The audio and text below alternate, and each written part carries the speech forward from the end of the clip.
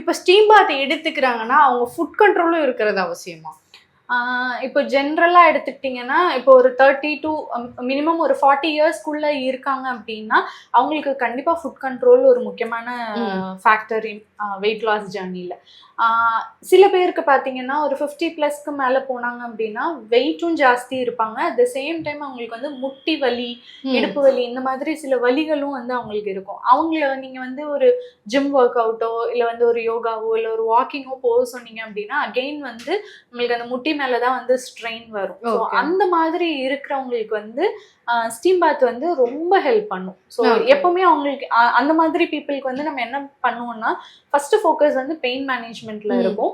அதுக்கப்புறமா அவங்களுக்கு வந்து வெயிட் லாஸ் நம்ம பண்ணுவோம். பட் சில பேருக்கு வந்து இதை சைட் பை சைட் பண்றதுக்கான சிச்சுவேஷன்ஸ் இருக்கும்.